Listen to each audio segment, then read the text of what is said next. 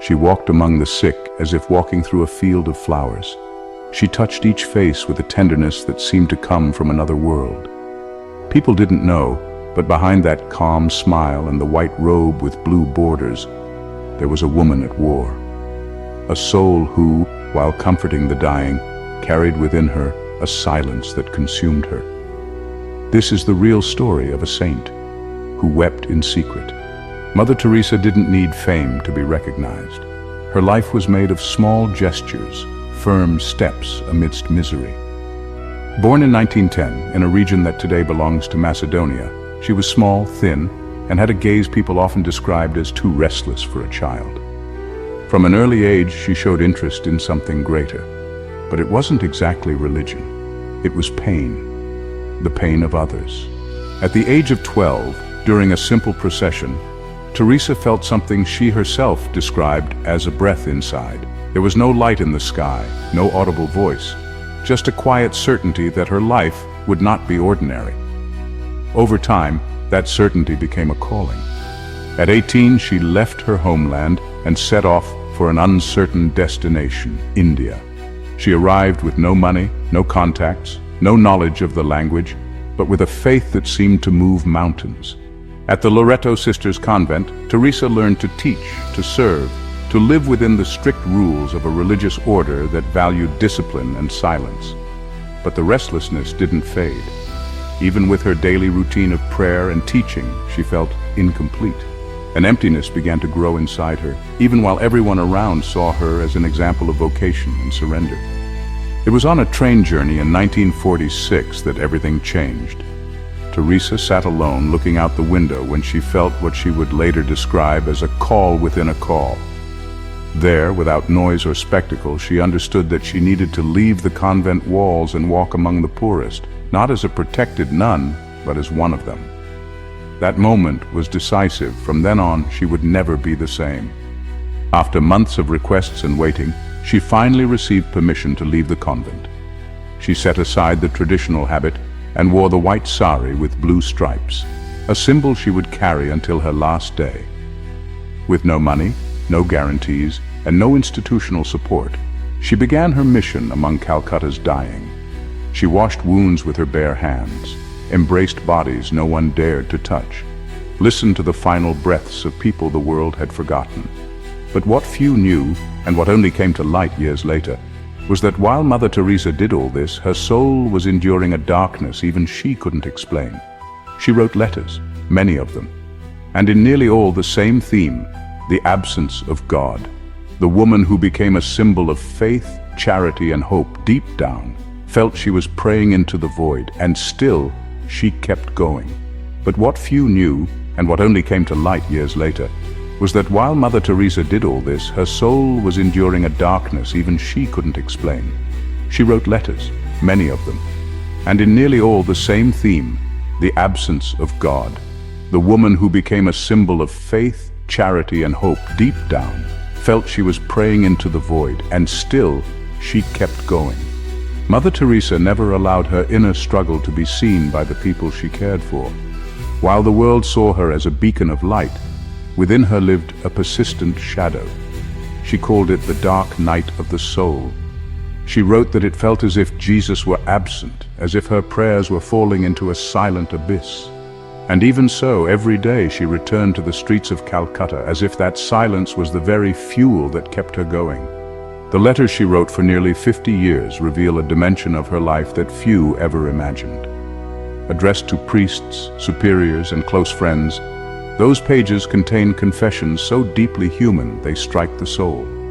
In one of them, she wrote, "I feel God does not want me, that I am rejected, empty, without faith, without love, without light." Harsh words coming from someone the world regarded as a symbol of God's presence. But maybe that's what makes her story even more powerful. Because Mother Teresa didn't live out her faith because she felt it, she lived it out of conviction. Even without inner consolation, even without spiritual relief, she chose to continue serving. She washed wounds as if watering a flower. She kissed deformed faces with the same tenderness one offers a child. She fed the abandoned without expecting praise, applause, or thanks. Her love was silent, but as firm as stone.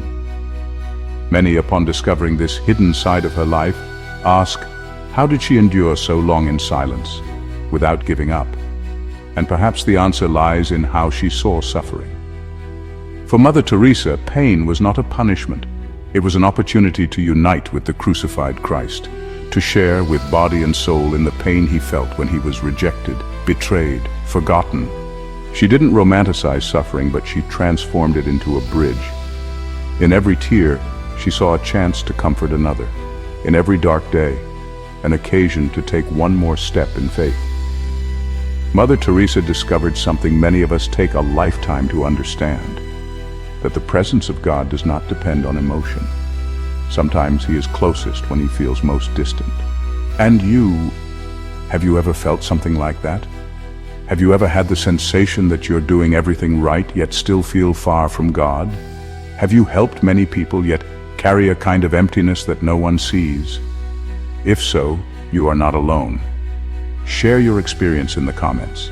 Your story could speak to someone else going through the very same thing right now. And if this message is speaking to you in some way, perhaps at a moment when you needed to hear exactly this, then go ahead and subscribe to the channel. But only if it feels right. If this content meant something to you, if it brought comfort or even stirred something deep inside, stay with us. We're building a space for stories like this, told with honesty, soul, and faith. Mother Teresa continued her mission until the final years of her life. Even as her health declined, she never stopped visiting the sick, comforting the dying, and guiding her spiritual sisters. She fainted in public more than once, yet refused rest. She would often say, "I will rest in heaven." It was as if her soul had already crossed over, and her body insisted on staying behind. In 1996, after multiple heart issues, malaria, falls, and hospitalizations, she finally accepted it was time to hand over the leadership of the Missionaries of Charity. The following year, on September 5th, at the age of 87, Mother Teresa passed away.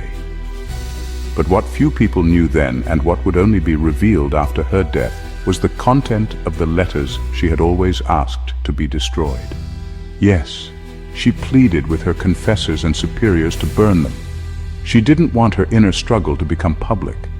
She feared that it would shift the attention away from Christ and place it on herself.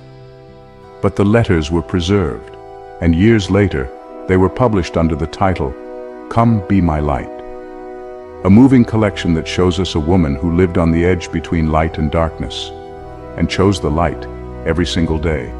In one of the final pages, she wrote, "If I ever become a saint, I will surely be one of darkness. I will continually be absent from heaven to light the light of those in darkness on earth." And perhaps that is the very reason why her story still resonates so deeply. Because it is not a story of perfection. It is a story of endurance, of love that defies emptiness, of faith that does not rely on feeling. After her death, the Missionaries of Charity did not simply survive, they flourished. They expanded to more than 120 countries with thousands of sisters, brothers, volunteers, and lay people living out the same call to silent service. Hospices, homes for abandoned children, soup kitchens, shelters for women, clinics for those with leprosy and AIDS. All of it was born from the faith of a woman who, deep inside, felt the weight of eternal silence. And yet, it was in that silence that she became a voice for the forgotten. It was in that silence that she lit hope where there had only been neglect. It was in that silence that she became a saint. Maybe your story is being written in the same way, behind the scenes, without applause, without a stage, without an audience, but with love, with perseverance, with tears no one sees. And that too is sacred. That too is light. That too is faith. So if this video touched you in some way, if something inside you was stirred, I want to ask you, from the heart, subscribe to this channel. Not for me. Do it for you. For the community we're building here, full of real stories from people who aren't looking for perfect answers, but genuine comfort. And if you can Share in the comments. Have you ever experienced a season of spiritual silence? Have you gone through something like what Mother Teresa lived? What did you learn from it? Let's turn these stories into bridges, into dialogue, into healing. May God bless your life. And remember, even in the deepest silence, He is still listening.